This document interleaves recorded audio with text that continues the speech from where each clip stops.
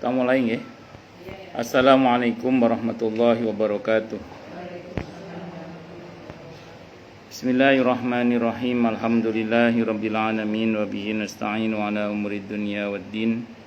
Wassalatu wassalamu ala asyrafil anbiya'i wal mursalin sayyidina wa habibina wa syafi'ina wa qurrati a'yunina wa maulana Muhammadin wa ala alihi wa ashabihi wa dzurriyyatihi ajma'in, amma ba'd. Asyhadu an la ilaha illallah wa asyhadu anna Muhammadar Rasulullah wa ufawwidhu amri ilallah, innallaha basirun bil ibad. Hasbiyallahu la ilaha illa huwa alaihi tawakkaltu wa huwa rabbul arsyil azim. Qala Allah ta'ala fi kitabihil karim hikayatan an nabiyillahi Musa alaihi salam, Rabbi syrah li sadri wa yassir li amri wahlul 'uqdatam min lisani yafqahu qawli.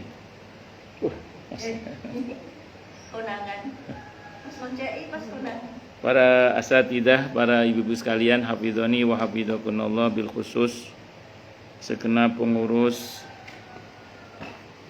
Majelis Ta'lim, ibu-ibu Sabila dan Sahibatul Bait, Ibu Nani Winata, yang semoga beliau beserta keluarga besarnya dan kita semua semoga selalu dalam naungan rahmat, barokah, perlindungan serta bimbingan Allah Subhanahu wa taala. Amin Allahumma amin insyaallah.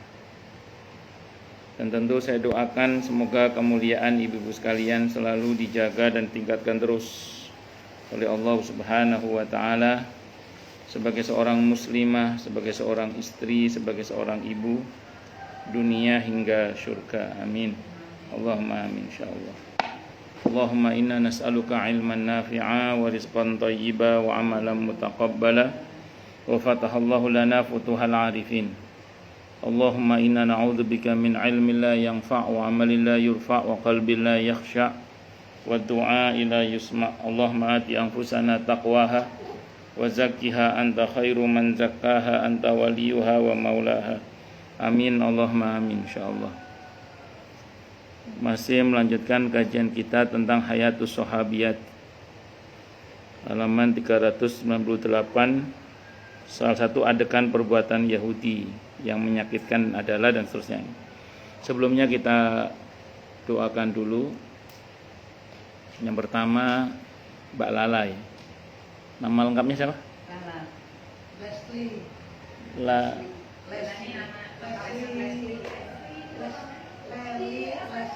Enggak, nama saya kan lagi online. Apa? Lesti. Leslie. Oh, Leslie Nur Rahmania. Kita doakan nggih. Syafahullah syifaan ajilan la ba'sa tahurun. Syafahullah syifaan la yughadiru saqaman. Allahumma tawil a'maraha wa sahih ajsamaha wa qul qulubaha wa tsabbit quluba ala dinik. Innallaha ala kulli syai'in qadir, innaka ala kulli syai'in qadir. Kita ruqyah dengan suratul Fatihah. Semoga Allah memberi beliau kesembuhan, lekas pulih kembali, sehat walafiat, panjang umur yang mubarakah, dan Allah izinkan bermanfaat lebih lama untuk suaminya, untuk putra-putrinya, untuk keluarganya. Al-Fatihah. A'udzubillahi minasyaitonir rajim. Bismillahirrahmanirrahim. Alhamdulillahirabbil alamin, arrahmanirrahim, maliki yaumiddin. Iyyaka na'budu wa iyyaka nasta'in. Ihdinas siratal mustaqim. Shiratal ladzina an'amta 'alaihim ghairil maghdubi 'alaihim waladdallin. Amin. Berikutnya untuk Ibu Neni Agustini. Bu Neni Agustini, Ibu Ghazali ya? Katanya anniversary.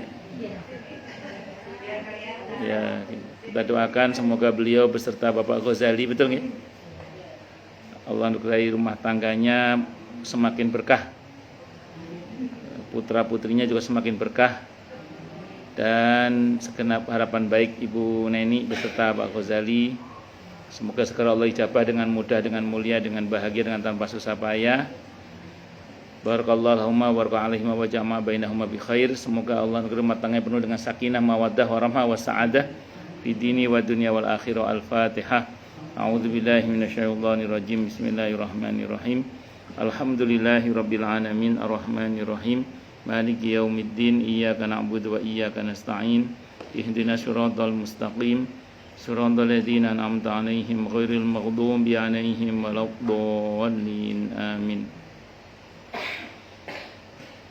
Dalam suasana-suasana yang genting itu, dulu orang-orang soleh itu tidak mau terkesan dengan suasana, tapi lebih fokus kepada maha kuasanya Allah. Jadi orang-orang soleh terdahulu itu dalam suasana-suasana yang genting itu tidak mau terbawa oleh suasana, tidak mau terbawa oleh situasi, tapi lebih fokus kepada pertolongan Allah Subhanahu wa taala, lebih fokus kepada maha kuasanya Allah. Dan itu dibicarakan. Jadi enggak boleh diyakini sendiri, tapi harus dibicarakan. Maka seperti misalnya kayak Mbak Lala ini kan lagi sakit yang katanya sudah non sewu kritis nggih situasinya lah istilahnya. Nah, itu diharapkan keluarga jangan terbawa oleh suasana. Jadi jangan terkesan dengan suasana, tapi harus fokus pada pertolongan Allah. Dan itu tentang kuasa Allah yang maha kuasa menolong hamba-hambanya itu dibicarakan di tengah-tengah keluarga. Sebagaimana Nabi Musa alaihissalam ketika dihadapkan pada dua pilihan yang sulit, nyeberang lautan risikonya mati, mundur ke belakang ada Fir'aun dan pasukannya yang besar, risikonya juga mati. Bani Israel udah panik, sudah terkesan dengan suasana, tapi Nabi Musa meneriakkan inna ma'iya rabbi sayahdin. Jadi Nabi Musa itu tidak pernah membayangkan apakah laut itu akan terbelah atau tidak. Bahkan mungkin beliau juga tidak pernah membayangkan bahwa laut itu akan terbelah. Tapi yang beliau yakini satu, bahwa Allah tidak akan meninggalkannya. Allah tidak akan membiarkannya sendirian, karena beliau berada di jalan Allah. Tapi itu keyakinan tidak diyakini sendiri, disuarakan oleh beliau. Ada Allah, berharapan baik bersama Allah, baik sangka sama Allah. Nah itu disampaikan, dan karenanya kemudian datang pertolongan Allah. Terus ada orang soleh yang lain yang meneriakkan, ada mata itu Nabi Musa yang meneriakkan wa ufawwidu amri ilallah innallaha basirum bil ibad. Aku serahkan urusanku kepada Allah, sungguhnya Allah Maha melihat hamba-hambanya. Itu dibicarakan. Nah, membicarakan tentang kekuasaan Allah itu menjadikan anggota keluarga atau circle-nya itu menjadi punya frekuensi yang sama gitu, tentang keyakinan akan pertolongan Allah. Itu satu. Itu yang mendatangkan pertolongan Allah dengan izin Allah. Kemudian yang kedua, ketika Nabi di Gua Sur itu kaki-kaki kuda orang-orang kafir Quraisy itu sudah berada di pintu-pintu gua itu, yang kalau mereka noleh ke bawah dikit aja sudah kelihatan Nabi itu sallallahu. Abu Bakar itu ketakutan karena takut ke Rasulullah ketahuan kan. Beliau nggak takut sama makhluk, takutnya sama nasib Rasulullah, takutnya ketahuan itu. Saat Abu Bakar ketakutan itu, Nabi bersabda. Padahal itu keyakinan Nabi sendiri, tapi Nabi sabdakan supaya frekuensinya sama. La takhaf, innallaha ma'ana. Tidak usah takut, Allah bersama kita. Itu dibicarakan. Membicarakan kekuasaan Allah itu bagian dari cara untuk mendatangkan pertolongan Allah Subhanahu wa taala. Saya mungkin pernah cerita di sini atau belum, saya lupa. Jadi pernah satu saat itu istri saya itu sakit. Saat itu anak saya masih TK. Istri saya itu sakit itu tergeletak di depan saya gitu. Pas sakit itu sambil ngabsen guru TK anak saya. Saya bilang, kenapa kamu kok nyebut guru-guru TK anak saya? Enggak, kalau saya mati nanti itu loh, yang menggantikan saya siapa? Karena anak kita masih kecil, makanya sampean tak jodoh nombek guru TK ya anak sampean. Jadi saya itu mau dijodohkan dengan guru TK anak saya. Supaya kan kalau dia meninggal anak kita sudah ada yang ngerawat gitu. Sampai segitunya ya. Nah, terus saya bilang gini sama, ini ngaji tauhid. Saya bilang sama beliau gini, sama istri saya, anak-anak kita itu loh nggak butuh kita, saya bilang gitu. Anak-anak kita itu nggak butuh kita. Anak-anak kita itu butuh Tuhannya Allah. Jadi anak-anak kita itu nggak butuh kita. Anak-anak kita itu butuh Tuhannya siapa? Allah. Cuman kita ini berharap kepada Allah. Ini supaya kita nggak GR sama Allah seolah-olah anak-anak kita masih butuh kita. Enggak, anak-anak kita nggak butuh kita. Anak-anak kita butuh Tuhannya Allah. Maka kita berharap pada Allah sekarang. Saya bilang sama istri saya, minta sama Allah, ya Allah, izinkan hamba, izinkan kami bermanfaat lebih lama untuk anak-anak hamba. Karena sungguhnya kita ini bermanfaat, karena diizinkan oleh Allah untuk bermanfaat. Gitu. Maka mohon pada Allah agar kita ini diizinkan bermanfaat lebih lama untuk anak-anak kita. Itu seperti itu. Akhirnya qadarullah istri saya sembuh. Dan tidak ada penawaran yang kedua kalinya. Jadi itu maksud saya itu, saya nggak tahu sakit apa, lemes gitu, kayak mau mati gitu rasanya. Ya terserah lah apa namanya itu. Ya, tapi terlepas dari itu, qadarullah akhirnya sembuh. Ya semua itu maksud saya gini, maksud saya itu. Kita ini harus punya keyakinan bahwa anak-anak kita itu tidak butuh kita gitu loh maksudnya. Anak-anak kita itu butuh Tuhannya. Siapa? Allah. Nah, makanya terus kita berharap pada Allah, mohon diizinkan oleh Allah agar kita ini bermanfaat lebih lama untuk anak-anak kita. Mohon diizinkan kepada Allah agar kita ini diizinkan oleh Allah untuk bermanfaat lebih lama untuk anak-anak kita. Itu seperti itu. Bisa dimengerti insyaallah ya. Nah, itu diantaranya saja. Ya semua kembali pada Allah Subhanahu wa taala. Apapun keputusannya ya kita serahkan semuanya kepada Allah Subhanahu wa taala. Di samping juga berbanyak baca la haula wala quwata illa billah. Kalau itu terjadi pada anak kita, ya orang tuanya yang berbanyak baca la haula wala quwata illa billah. Sambil mohon pertolongan kepada Allah. Berbanyak baca la ilaha illa anta subhanaka inni kuntu minadh dhalimin. Itu juga insyaallah bagian dari cara untuk mendapatkan pertolongan dari Allah Subhanahu wa taala. Pokoknya kalau jalur bumi udah mentok lah istilahnya, jalur langit. Karena wa fis sama'i rizqukum wa ma tu'adun, dan di langitlah rizki kalian dan apa-apa yang Allah janjikan buat kalian. Dan jangan pernah berputus asa terhadap rahmat Allah. Jaga terus, perkuat terus untuk berbaik sangka kepada Allah Subhanahu wa taala. Jangan pernah berburuk sangka kepada Allah Subhanahu wa taala. Itu seperti itu. Ya, tetap kita doakan semoga Mbak Lala ini diizinkan oleh Allah untuk lebih lama bermanfaat bagi anak-anaknya, bagi keluarganya. Amin Allahumma amin insyaallah. Ngoten nggih. Dan kita semua juga tentunya. Amin Allahumma amin insyaallah. Pun lanjut. Salah satu adegan perbuatan Yahudi yang menyakitkan adalah tindakan Zainab binti Haris, istri Salam bin Mishkam, seorang Yahudi ketika dia menghadiahkan daging kambing yang sudah dilumuri dengan racun. Ini kalau saya nggak salah di perjanjian saat di Hudaybiyah. Bishr ibn Barra radhiyallahu anhu memakan daging kambing itu lalu dia mati, saking dahsyatnya racunnya itu. Rasulullah Muhammad sallallahu alaihi wasallam bertanya kepada perempuan itu, "Mengapa kamu berbuat begitu?" Zainab menjawab, "Aku ingin tahu, jika engkau adalah seorang raja, maka kami akan bebas dari jajahanmu karena kamu pasti mati. Tetapi jika engkau adalah seorang nabi, kami yakin bahwa racun itu tidak akan menimbulkan madarat terhadap dirimu." Jadi orang Yahudi itu punya keyakinan kalau nabi asli nggak akan mati oleh racun.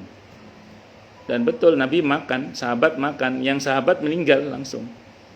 Sementara beliau tidak meninggal, tapi sakit setelah itu beliau, sering sakit. Setiap pasca kejadian itu beliau sering sakit. Jadi nabi itu sakitnya faktor eksternal, bukan internal, gara-gara diracun itu. Racunnya itu yang kadarnya sampai membuat orang makan langsung mati. Itu saat tadi Bishr ibn Barra radhiyallahu anhu itu langsung meninggal beliau. Karena kalau nabi memang tidak akan mati oleh racun. Sekelas Khalid bin Walid radhiyallahu anhu aja tidak mati oleh racun ketika diracun oleh pasukan Romawi.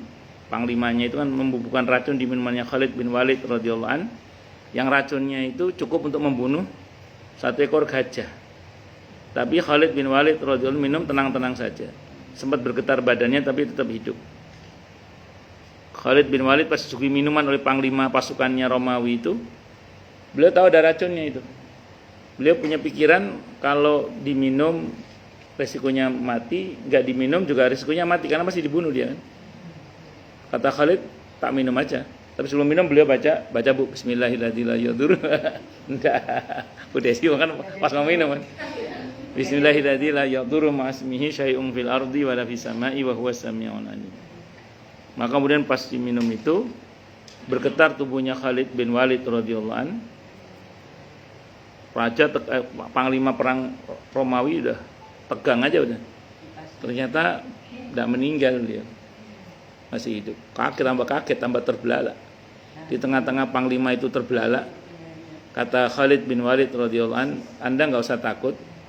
Di belakang saya yang seperti saya ada 2000 lagi katanya. Di belakang saya yang seperti saya ada 2000 orang lagi. Wah, tambah gemeter itu pasukan Romawi itu. Makanya sampai dirantai kakinya pasukannya gara-gara takut. Jumlah mereka ratusan ribu, muslimin hanya sekitar 4000. Itu bisa memenangkan peperangan di Yarmuk gitu. Perang Yarmuk gitu. Allahu Akbar. Nabi Muhammad sallallahu alaihi wasallam memaafkan Zainab binti Haris. Lalu dia langsung masuk Islam karena terbukti Nabi enggak meninggal. Diceritakan pula bahwa itu terjadi tatkala Bishr radhiyallahu anhu mati akibat terkena racun pada daging kambing itu. Adegan menyakitkan lainnya diperagakan oleh sang pemimpin Yahudi yang meneriakkan dengan jelas kedengkian dan dendam kesumatnya terhadap kebenaran. Sofia binti Huyai bin Akhtab radhiyallahu anha. Sofia binti Huyai bin Akhtab radhiyallahu anha bertutur, "Aku adalah anak yang paling dicintai oleh ayahandaku dan keponakan yang paling dicintai oleh pamanku, Abu Yasir. Aku tak pernah menemui mereka bersama anak-anak mereka kecuali keduanya pasti akan mengajakku juga. Tatkala Rasulullah Muhammad sallallahu alaihi wasallam tiba di Madinah dan tinggal sebentar di Kuba, ayahku dan pamanku mendatangi beliau pada pagi hari buta. Keduanya tidak pulang sampai menjelang matahari tenggelam. Keduanya datang dalam keadaan berjalan gontai. Aku menyambut gembira kedatangan mereka berdua seperti yang biasanya kulakukan.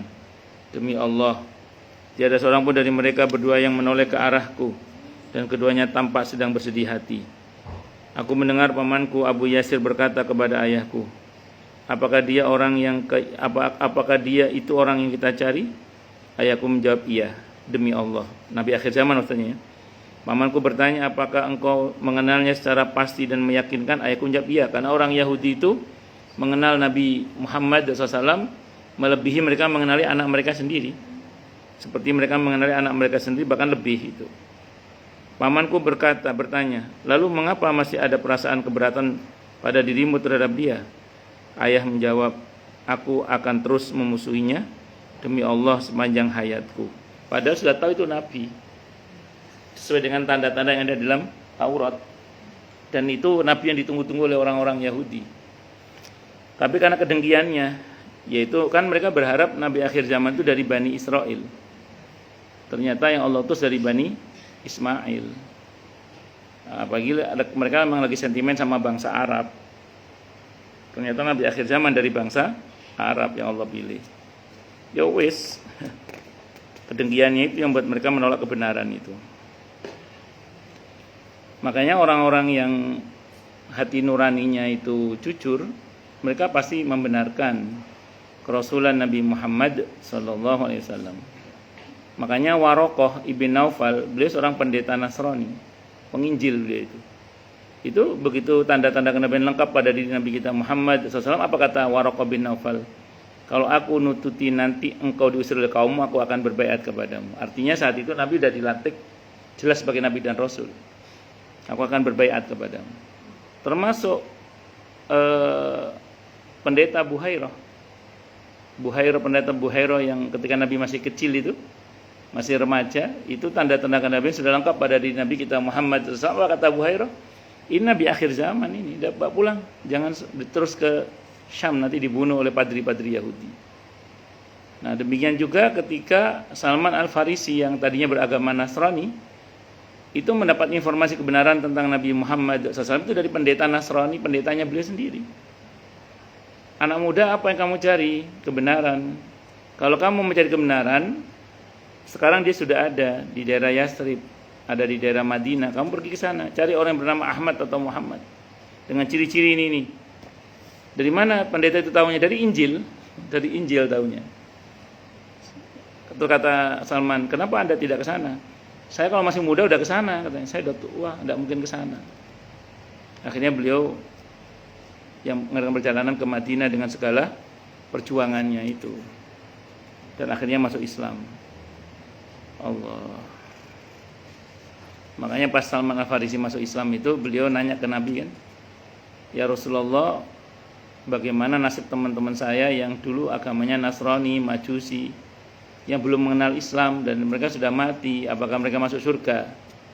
Terus turun ayat Al-Baqarah 62 itu, innal ladzina amanu wal ladzina hadu wan nasara was-sabiina man amana billahi wal yawmil akhir wa amila shalihan falahum ajruhum 'inda rabbihim wala khaufun 'alaihim wa lahum yahzanun. Sebenarnya orang-orang Yahudi, orang-orang Nasrani dan orang-orang yang menyembah dewa-dewa, mereka itu kata Allah asal beriman kepada Allah dan hari akhir dan berbuat baik, maka mereka itu akan mendapatkan pahala di sisi Tuhan mereka dan tidak mendapatkan rasa takut alias masuk surga. Tapi itu tidak untuk orang Yahudi sekarang, tidak untuk orang Nasrani sekarang, tidak untuk orang penyembah dewa-dewa sekarang. Untuk orang-orang saat itu yang belum menerima risalah Nabi Muhammad SAW, atau untuk orang sekarang yang tidak sampai kepadanya risalah Nabi Muhammad SAW, kayak orang-orang yang terisolir, orang-orang yang mungkin mengalami keterbelakangan mental, atau orang-orang yang macam-macam lah, sehingga dia tidak pernah mendengarkan kebenaran Nabi Muhammad SAW. Mereka masuk dalam ayat 15 surah ke-17 Al-Isra itu, alias dijamin tidak akan diazab oleh Allah karena mereka belum menerima risalah atau belum sampai kepadanya risalah Nabi Muhammad SAW. Berbab ini berbeda dengan yang sudah menerima kebenaran risalah Nabi kita Muhammad SAW terus menolaknya, itu beda bab. Berbagai peristiwa ini dan juga peristiwa yang lainnya menunjukkan secara jelas lagi gamblang bahwa Yahudi itu takkan mau menjaga perdamaian, perjanjian, kesepakatan maupun akta apapun terhadap mukminin. Apabila mereka itu telah membunuh, makanya saya sering sampaikan di sini, kayak yang terjadi di Palestina sampai sekarang itu kan, kenapa begitu-begitu aja? Karena dari dulu mereka memang suka ingkar janji. Udah diteken perjanjian damai, dikhianati, terus gitu aja. Dari dulu, gak cuma sekarang, dari dulu. Iya, apabila mereka, makanya dulu Hamas kan sampai sekarang kan nggak mau istilah perjanjian damai itu, aslinya nggak mau, beda sama faksi Fatah. Tapi ya gitu, memang dari dulu sampai sekarang dimusuhi, diingkari terus aja perjanjian sampai sekarang. Apabila mereka itu telah membunuh para nabi, menghalalkan keharaman, tidak mencegah kemungkaran tetapi justru mengerjakannya, sangat ingin membunuh Nabi kita Muhammad SAW, dan tidak mau menjaga perjanjian dan kesepakatan dengan beliau, lantas apakah masuk akal apabila mereka mau menjaga perjanjian dengan kita atau menunaikan kesepakatan yang sudah kita tanda tangani bersama mereka? Itu cerita Sofia radhiyallahu anha. Kalau Sofia radhiyallahu anha kan beliau cerita, saya tahu sendiri bagaimana ayah saya itu memang kuat permusuhannya terhadap Nabi kita Muhammad SAW. Makanya tidak mungkin kita berdamai dengan mereka, kata si Sofia. Maka Siti Sofia membenarkan serangan Nabi pada orang-orang Yahudi, karena memang orang-orang Yahudi ini begitu sifatnya. Padahal kan paman udah nanya, saudaranya kan nanya, apa dia yang kita cari? Iya. Kata Sofia, ayah mengaku itu yang dicari, tapi kan tetap dimusuhi. Ya karena itu tadi sentimen kesukuan itu. Nah, jadi mereka maunya Nabi akhir zaman dari Bani Israel. Ternyata yang terpilih dari Bani Ismail. Tidak, demi Allah, mereka tak akan pernah berhenti menciderai janji atau kesepakatan atau akta damai apapun. Dan tidak akan pernah berhenti, memang itu kesaksian Siti Sofia. Baik sebelum, pada waktu, maupun sesudah ditandatanginya perjanjian itu. Sebagaimana yang sudah terjadi sepanjang zaman. Sejarah adalah sebaik-baik saksi yang memaparkan hal itu. Apabila kita meyakini saksi itu baik berupa pemberitahuan Allah Subhanahu wa taala kepada kita tentang mereka, yang siapa yang lebih benar ucapannya daripada Allah, An-Nisa 87, maupun berupa tindakan mereka terhadap Nabi Muhammad SAW, maka kita wajib berinteraksi dengan mereka sesuai dengan dalil yang kita dapatkan beserta pelaksanaannya. Apalagi mereka sudah menguasai segala aspek kebutuhan manusia. Air mereka menguasai, food mereka menguasai, fashion mereka menguasai. Dan tidak ada jaminan apakah di dalam makanan yang kita makan itu mereka tidak membubuhkan hal-hal yang berbahaya. Ya mungkin tidak untuk 1-2 tahun, tapi radiasinya prosesnya bisa sekian puluh tahun baru dirasakan. Ya banyak-banyak doa aja, nggak bisa ngomong kita. Semakan bismillah, alhamdulillah, selebihnya kita serahkan sama Allah. Karena yang berkuasa untuk membersihkan semua itu kan ya hanya Allah. Ya mau gimana?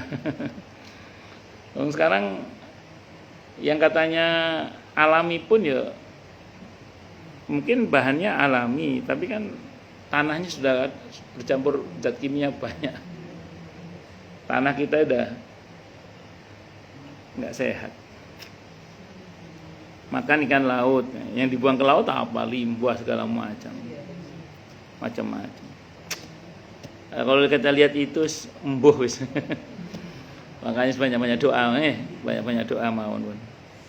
Jadi kalau sekarang banyak penyakit yang aneh-aneh, karena ulah tangan-tangan manusia. Jadi antaranya ulah-ulah mereka ini, di antaranya. Memang kelebihan mereka ini kan kalau punya duit banyak, itu nggak kayak orang kita kalau duitnya banyak. Jangan lihat kelakuan orang-orang Arab itu. Kalau duitnya banyak, koleksi mobil mewah sampai sekian ribu, koleksi, ya mbus kira-kira ngono barang, koleksi istana, koleksi emas, wah koleksi ini wis gak karu-karuan. Kalau mereka enggak, mereka itu kalau punya duit banyak itu investasi, air dibeli, itu, makanan dibeli sama dia, produk-produk makan tuh dia beli, kebutuhan sehari-hari manusia, sabun dia beli gitu. Nah kalau mereka yang pegang tahu sendiri kan, masa nggak ada perubahan sama sekali, pasti ada itu. Dan ada mungkin nggak dimasukkan hal-hal yang tidak baik, mungkin saja, bukan seudon, kuatnya kayak biar ngono nih. Dulu memang begitu wataknya. Tapi ketika gimana kita nggak bisa menghindari, makanya sing akeh donga nggih. Itu. Nah, sekarang ini mereka memang lagi diizinkan oleh Allah untuk berkuasa.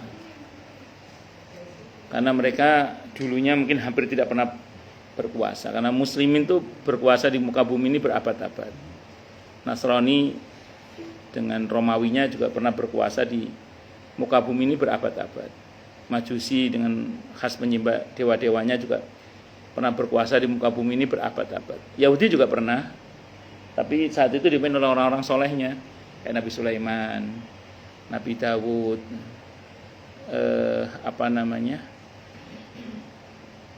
Tolut, itu kan orang-orang baik itu. Pernah dulu memang. Lama juga mereka juga. Cuman kan yang belakangan ini kan mereka memang diizinkan oleh Allah sebelum nanti akhirnya muslimin yang percaya kembali.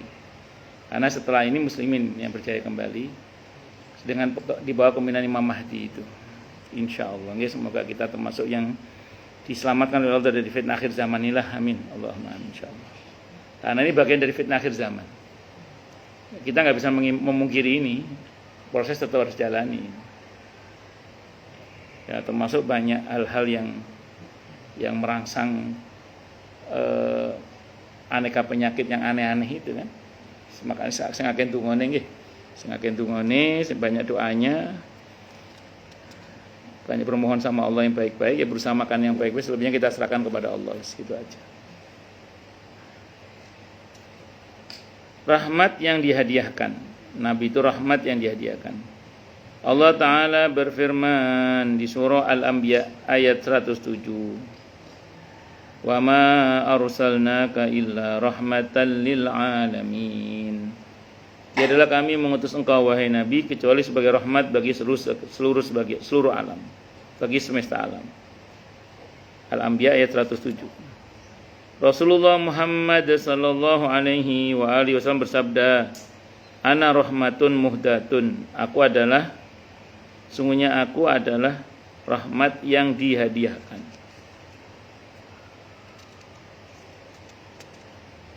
Jadi Nabi itu bukan Nabi yang membawa rahmat. Nabi sendiri itu rahmat. Rahmat Allah. Jadi Nabi sendiri itu rahmat Allah. Mana anak pertama saya kasih nama Ahmad, anta rahmatullah. Ahmad, engkau adalah rahmat Allah. Maksudnya ya Nabi Muhammad SAW. Ya saya berharap anak saya kayak Nabi Muhammad sallallahu alaihi wasallam, dimuliakan itu. Mengikuti jejak hidupnya Nabi kita Muhammad sallallahu alaihi wasallam. Saya beri nama Ahmad, anta rahmatullah. Karena Nabi itu rahmat Allah.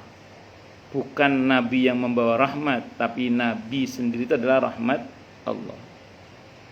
Rahmat ini tampak jelas ketika beliau datang bukan untuk menumpahkan darah atau menghalalkan kehormatan orang, akan tetapi beliau tidak datang menyerang suatu kaum kecuali pasti menunggu sampai waktu subuh tiba.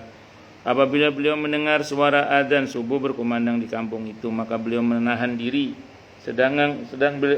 Bila beliau tidak mendengarnya, maka beliau langsung menyerang. Dalam Islam perang memang ada, tapi kalau di persentase itu perang itu paling cuma 1% dari kehidupan Nabi itu. Nabi itu kan berdakwah selama 23 tahun. Berdakwah di Mekah dan di Madinah. Mekah 13 tahun, terus di Madinah itu 10 tahun. Kalau dibuat rata-rata perangnya Nabi itu misalnya setahun 2 kali lah misalnya gitu ya. Berarti Nabi itu mengalami perang itu 20 kali. Misalnya gitu ya, 20 kali. Kurang lebih 20 kali. 20 kali itu kalau dibandingkan dengan masa dakwahnya Nabi itu tidak ada apa-apanya, persentasenya itu kecil. Hanya sekitar 1% saja. Enggak banyak. Dan itu pun perangnya Nabi secara umum karena Nabi diserang terlebih dahulu, bukan karena Nabi menyerang terlebih dahulu. Jadi agresi militer dalam Islam itu pada dasarnya tidak ada, kecuali ada kedzaliman yang memang menuntut untuk ditaklukkan. Seperti pas Fathu Mekah, itu ada 2 wilayah yang enggak mau takluk, Hunain dan Taif, maka dipaksa untuk taklukkan karena mereka tidak membangkang itu. Itu seperti itu. Atau Yahudi yang berkhianat tadi, karena mereka berkhianat maka mereka dihukum oleh Nabi. Itu seperti itu. Jadi tapi secara umum perangnya Nabi bukan Nabi yang memulai, mereka yang memulai. Yahudi pun mereka yang memulai. Fathu Mekah pun ya mereka yang memulai kan. Baru Nabi melakukan tindakan, itu seperti itu.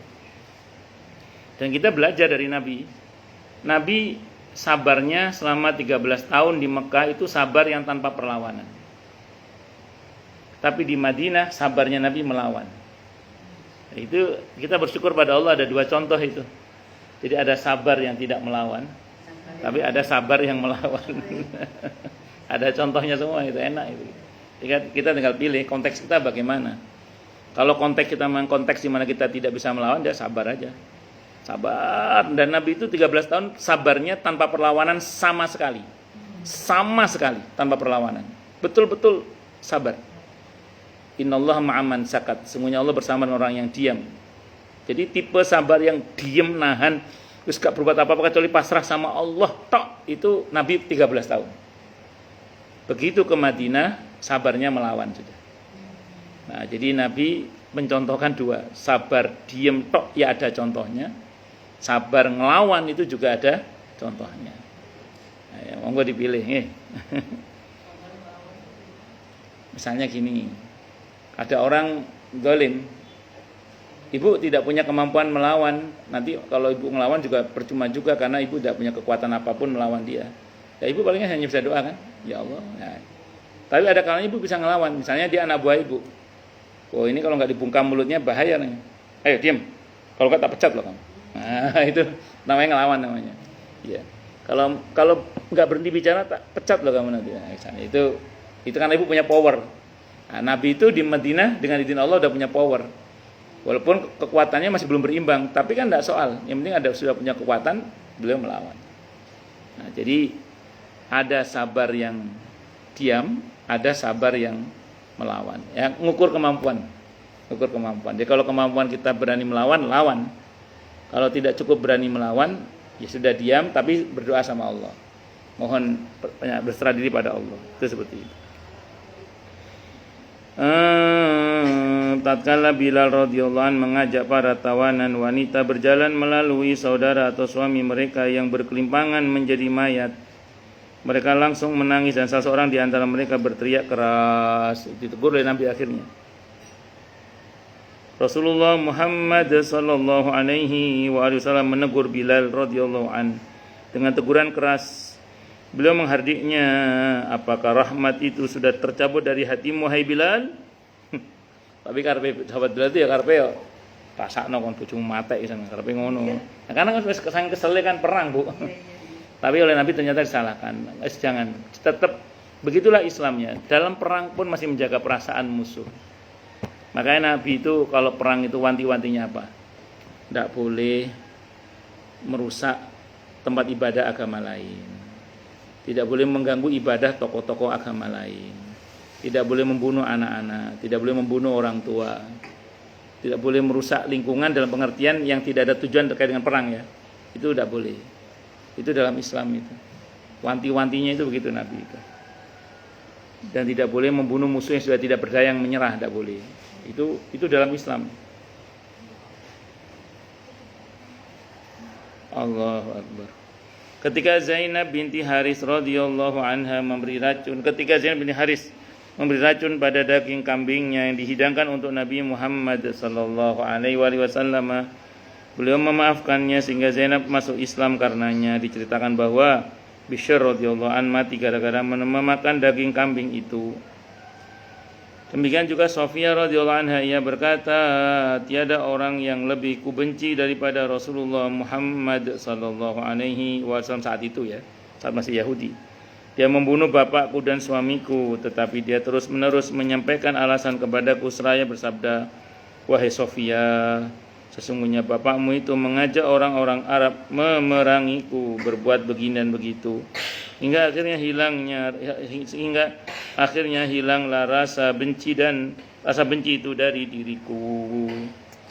Ya, Nabi itu orangnya sebenarnya tidak mudah untuk melakukan konfirmasi.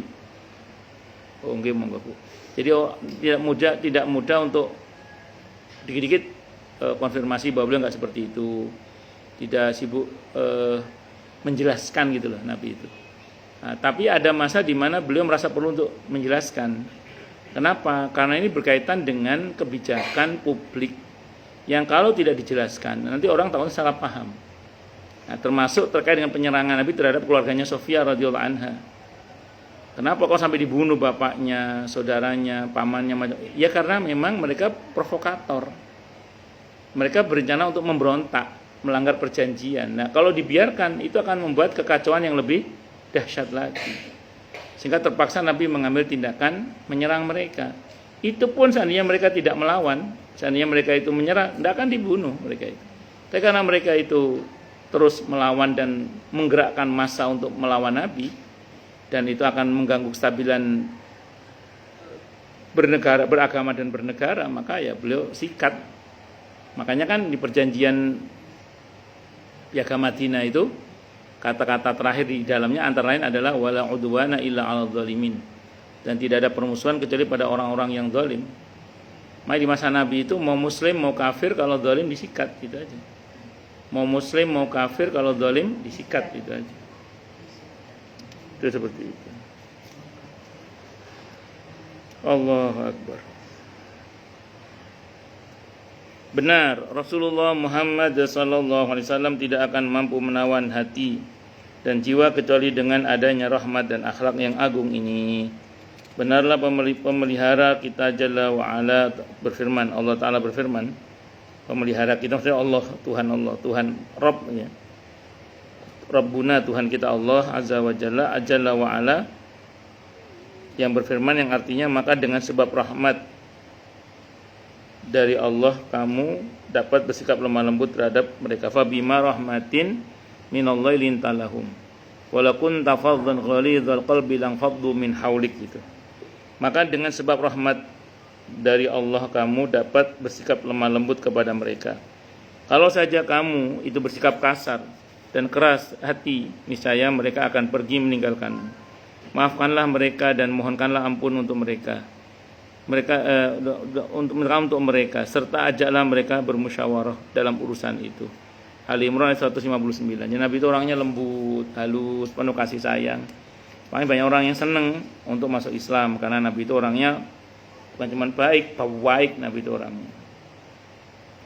Allah Subhanahu wa taala memberi anugerah yang besar kepada kita dengan diutusnya beliau Nabi kita Muhammad sallallahu alaihi wasallam. Sebagaimana dia berfirman di surah At-Taubah ayat 128 itu, laqad ja'akum rasulun min anfusikum azizun 'alaihi ma 'anittum harisun 'alaikum bil mu'minina raufur rahim. Sungguh telah datang kepada kalian seorang rasul dari kaummu sendiri, berat rasa olehnya penderitaanmu, sangat menginginkan keimanan dan keselamatan bagimu, amat belas kasihan lagi penyayang terhadap orang-orang mukmin. Nabi itu seperti itu sifatnya, lembut, halus, penyayang. Kalau umatnya sedih, beliau merasakan kesedihan umatnya. Kalau umatnya merasa berat, beliau merasakan beratnya umatnya. Beliau amat sangat kuat keinginannya agar umatnya semuanya selamat masuk surga. Itu Nabi kita Muhammad sallallahu alaihi wasallam. Wallahu a'lam bishawab. Itu ayat terakhir surah Al-Baqarah atau bait 128 129 ya, lengkapnya sampai 129. 128 sampai 129 itu dua ayat yang hampir hilang itu. Dalam mushaf hampir hilang. Jadi ketika mushaf itu ditulis di zaman Sayyidina Utsman bin Affan radhiyallahu anhu untuk disempurnakan ya. Dimulai penulisan itu di masa dibukukan itu dimulai di masa Sayyidina Abu Bakar As-Siddiq radhiyallahu anhu. Nanti disempurnakan di masa Sayyidina Utsman bin Affan radhiyallahu anhu. Itu para menghafal Quran itu ketika mendiktikan itu ada dua ayat yang hampir hilang. Itu dua ayat ini akhir surat hampir hilang, hampir hilang. Jadi pas dia kan ada yang membaca, ada yang nulis itu, mengimlakkan. Itu hampir hilang dua ayat ini. Nah, ini dua ayat ini beberapa ulama mengamalkan. Saya baca dalam kitab Khazinatul Asrar. Ini ya monggo kalau mau coba diamalkan. Insyaallah yang mengamalkan dua ayat terakhir ini, insyaallah diberi umur panjang. Jadi ceritanya gini, ada seorang ulama ini tapi bukan hadis cerita. Ada seorang ulama mengamalkan ayat ini, sering dibuat wiridan ayat ini. Habis sholat dibaca gitu. Setiap hari dibaca ayat ini. Suatu saat sang ulama ini usianya udah sepuh banget. Sudah sepuh banget. Mimpi ketemu dengan Rasulullah Muhammad SAW. Kata Nabi kepada ulama itu, kamu gak kangen ketemu sama saya ta? Kok masih baca wiritan ayat itu? Pengen jumpa jenengan ya Rasulullah, saya rindu. Ya udah, hentikan wiritan itu. Akhirnya dihentikan baca ayat itu, gak lama beliau meninggal. Jadi rupanya dengan izin Allah, baca laqad ja'akum rasulun min anfusikum azizun 'alaihi ma 'anittum harisun 'alaikum bil mu'minina raufur rahim. Fa in tawallaw faqul hasbiyallahu la ilaha illa huwa 'alaihi tawakkaltu wa huwa rabbul arsyil 'azim. Dibaca sebanyak-banyaknya lah ya, apa habis salat 3 kali, apa habis salat 7 kali terserah jenengan lah. Ya terserah jenengan. Ya dibaca dua itu insyaallah diberi panjang umur. Saya pas baca ayat ini teringat ayah saya. Tahun 2002 ayah saya itu mengalami koma selama kurang lebih 16 hari. 2002. Saat itu tidak kebayang oleh saya bagaimana bapak saya bisa hidup lagi. Di tahun 2002 itu bapak saya koma selama 16 hari. Saya nggak bisa bayangkan bagaimana bapak saya bisa sembuh. Di tengah-tengah beliau sakit itu, saya baca Laqad Ja'akum ini. Nggak tahu berapa kali udah, saya baca aja, saya mohon pada Allah agar ayah saya diberi panjang umur. Saya bilang sama Allah, ya Allah, bapak saya jangan mati sekarang dong. Nanti matinya nunggu saya sudah mandiri, saya bilang gitu. Saya itu doanya anak muda ya, 2002 saya masih muda saat itu. Sekarang juga sudah setengah tua. Jadi saya baca saat itu, saya baca nggak tahu berapa kali saya baca aja. Saya masih ingat abad maghrib saya baca itu. Sambil nunggu bapak saya di ruang ICU. Dan saya nggak bisa bayangkan bagaimana bapak saya bisa sembuh, nggak bisa bayangkan.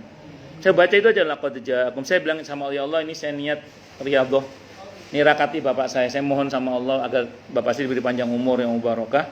Saya saat itu ngomongin sama Allah, ya Allah, tolong bapak saya jangan mati dulu, paling nggak sampai saya mandiri lah. Saya bilang gitu. 2002 itu qaddarallah, bapak saya sadar bapak saya itu. Hal yang sangat membahagiakan saya, yang saya nggak nyangka itu. Dan qaddarallah beliau sembuh. Dan beliau meninggal tahun 2012, bertahan 10 tahun. Persis setelah saya sudah beli rumah. Saya nelpon bapak saya saat itu, Pak, alhamdulillah pun kadang Riau sudah punya rumah. Pokoknya persis pas setelah saya mandiri betul. Secara sunatullah ya, secara sunatullah. Di tahun 2012 itu, setelah saya telepon ngobrol sama bapak saya, di akhir tahun beliau meninggal. Ya Allah alam, apakah itu doa saya yang saya bilang, jangan mati sekarang dulu ya Allah, paling enggak sampai saya mandiri deh. Persis. Dan persis adik saya sudah menikah. Adik saya yang paling bontot sudah menikah persis semuanya. Enggak lama setelah itu. Pokoknya sudah ditata semua anak-anaknya, qaddarallah, terus beliau pergi dengan izin Allah. Ngajak ibu saya lagi, jadi 2 langsung, enggak lama setelah. Tapi semua kembali pada Allah nih. Tapi saya cuma cerita saja ini. Ini bukan hadis, tapi ini ada dalam kebiasaan para ulama-ulama kita. Wallahu a'lam bishawab. Perbanyak baca laqad ja'akum rasulun min anfusikum azizun 'alaihi ma 'anittum harisun 'alaikum bil mu'minina raufur rahim. Fa in tawallaw faqul hasbiyallahu la ilaha illahu 'alaihi tawakkaltu wa huwa rabbul arsyil 'azim. Para ulama itu punya rumus. Ini rumusnya para ulama terkait Al-Qur'an ya. Karena dasarnya kan Al-Quran itu semuanya ruqyah, Bu. Al-Quran itu semuanya ruqyah, semuanya syifa, itu Al-Quran. Itu rumus ya. Saya ulang, Al-Quran itu seluruhnya syifa, obat. Seluruhnya Al-Quran itu adalah ruqyah. Jadi Ibu, apa kata para ulama? Ini rumusnya para ulama. Khudh minal Qur'ani ma syi'ta lima syi'ta.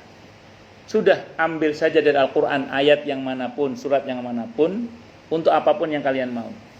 Ya, termasuk saat itu dan izin Allah kok tergerak ingin baca laqad ja'akum rasulun min anfusikum azizun 'alaihi ma 'anittum harisun 'alaikum bil mu'minina raufur rahim fa in tawallaw faqul hasbiyallahu la ilaha illa huwa 'alaihi tawakkaltu wa huwa rabbul arsyil 'azim.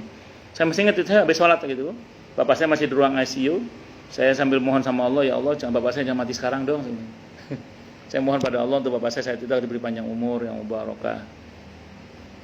Seperti terucap kata-kata saya saat itu, paling enggak sampai saya mandiri deh, saya bilang. Itu seperti itu. Selebihnya kita bapak saya wafat persis di usia 60. 60. Saya sekarang 85 tahun. Iya. Gimana tuh saya baca Laqad Ja'akum apa bukan? Kalau yang seusia ibu, saya teringat ada mertuanya jamaah saya, usianya udah 90 tahun lebih. Pas ketemu, saya doakan gini. Bu, semoga panjang umur ya, kata ibu itu. Mau panjang berapa lama lagi, katanya. Teman saya udah pada mati semua, katanya. Ibu saya suka ngomong gitu. Iya, akhirnya nggak jadi akhirnya ya jatuh saya ibu deh. Saya doakan panjang umur itu, mau panjang berapa lama lagi panjang. Tapi ternyata orang kalau udah sepuh banget ya capek juga rupanya. Ya tadi seperti ulama tadi, sampai sepuh nggak mati-mati, terus ketemu sama Nabi kan dalam mimpi. Kata Nabi gini, kamu itu nggak kangen sama saya, pokok masih wiritan laqad ja'akum itu. Ya kalau kamu kangen ya Rasul kangen ya. Kalau kangen ya sudah jangan baca itu lagi. Akhirnya enggak. Oke, monggo. Nggih, monggo. Nggih, monggo. Fi amanillah. Monggo fi amanillah. Oke, saya kira itu. Monggo silakan yang mau tanya. Protes marah boleh. Nengokin Mbak Lala. Nggih, monggo. Ya. Nggih. sebenarnya akan lebih baik kalau yang baca itu yang penghuninya. Tapi kalau sekedar semacam P3K, semacam bantuan pertolongan pertama pada kecelakaan saya, itu tidak apa-apa lah. Jadi saya sendiri sering di rumah itu nyetel ayat-ayat ruqyah atau aneka bacaan-bacaan yang insya Allah membersihkan rumah lah. Nah, namun yang efektif sebenarnya kalau kita sendiri yang membaca, ya saya kira itu. Yang enggak, kita penghuni rumahnya aja yang baca. Yang sakit apalagi kalau sanggup, kalau masih sanggup. Nggih. Oh, MLC itu. Oh iya. MLC itu yang ini, MLC yang Muqtaryadi Cancer. Tahu di Sudirman itu ya. Sudirman Semanggi sih. Tahu. Saudara aku juga dulu di situ. MLC bukan. Ya MLC Siloam dia. Muqtaryadi Cancer itu. Ya, monggo yang lain silakan kalau ada. Nggih. Tadi kan rupiah sendiri ya. Rupiah dia sendiri baca Fatihah bisa ya? Bisa. Saya mau cerita dulu. Ibnu Qayyim Al-Jauziyah rahimahullah itu pernah saat beliau itu di Mekah. Beliau sakit, tidak nemu dokter, nggak nemu obat pas di Mekah itu. Akhirnya beliau meruqyah diri sendiri dengan suratul Fatihah. Itu cerita Ibnu Qayyim Al-Jauziyah rahimahullah. Diruqyah pakai Al-Fatihah aja udah qaddarallah sembuh. Nah, jadi kalau ibu sanggup meruqyah di sendiri tidak apa-apa. Kalau enggak minta orang lain yang meruqyah enggak apa-apa. Walaupun ada perdebatan ya, tapi tidak ada masalah lah. Saya termasuk berpendapat enggak ada masalah. Nah, jadi gini. Ini cerita seorang dokter di Jogja, namanya Dokter Dedot. Dedot. Ya, nah Dokter Dedot orang Jogja, dokter Jogja. Beliau itu saat itu beliau punya pasien demam berdarah. Nah, pasien demam berdarah ini kan kalau menurut buku besar kedokteran itu hari pertama apa, dua apa, ketiga apa. Nah, si pasien ini nggak berprogres, nggak sesuai dengan buku yang ada di buku besar kedokteran itu perkembangannya gitu. Jadi kecenderungannya nggak sesuai dengan yang di buku besar itu. Cerita beliau gitu. Akhirnya beliau kan bingung ini. Ini apa ya, teori kedokteranku gak mempan gitu. Akhirnya beliau telepon seorang kiai. Bagaimana nih Pak Kiai? Kata Pak Kiai itu bacaan suratul Fatihah. Kan Fatihah itu ruqyah soalnya. Akhirnya si dokter Dedot ini menemui orang tuanya, kan yang sakit anaknya. Ibu muslim atau bukan? Saya muslim. Bu, saya dari sisi kedokteran saya sudah berusaha.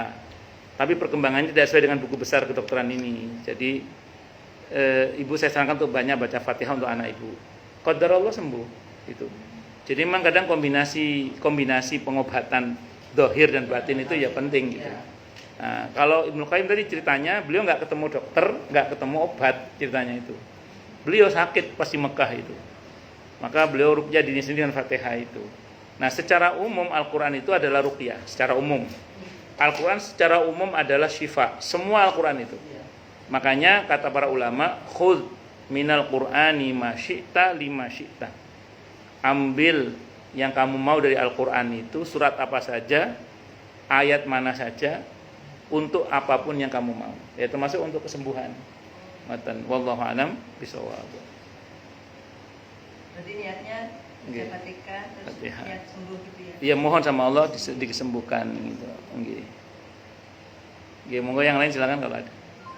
Kalau ada monggo. Jelas semua atau tidak jelas semua? Tolong matur nuwun donate gede donate. Mantap donatnya. Masya Allah. Saya gini Pak, kalau makan donatnya Bu Ursula ini habis apa enggak? Kata istri saya, dibantuin enggak? Bentar. Sampai habis. Wong enak ya Masya Allah. Kan kewedi Masya Allah. Ini mantep. Sekali makan langsung kenyang ya. Atur nuwun sangat Bu nggih, jazakallahu. Semoga Allah berkahi usaha jenengan amin insyaallah. Ada lagi yang lain? Termasuk lau dari Bu Maulana juga matur nuwun. Kalau enggak ada cukup dulu nggih. Kita tutup dengan hamdalah, alhamdulillahirabbil alamin. Semoga kajian kita bisa bermanfaat, mubarakah di dini wa dunia wal akhirah untuk kita, keluarga kita dan seluruh umat Islam semuanya, dan mudah-mudahan kita semua dijadikan oleh Allah sebagai orang-orang yang sukses dunia akhirat, selamat dunia akhirat, bahagia dunia akhirat, dan dipermudah setiap urusan kita oleh Allah di dini wa dunia wal akhirah. Semoga Allah limpahkan hidayah selalu untuk kita, semoga Allah tingkatkan selalu hidayah untuk kita, dan semoga Allah berikan hidayah untuk siapapun yang melihat kita. Subhanakallahumma bihamdika asyhadu an la ilaha illa anta astaghfiruka wa atubu ilaik. Sallallahu alaihi Muhammad wa ala alihi wa sahbihi wasallam. Saya mohon maaf. Assalamualaikum warahmatullahi wabarakatuh. Terima kasih Pak Ustaz. Sami-sami. Waalaikumsalam warahmatullahi wabarakatuh. Makasih Ustaz. Sami-sami.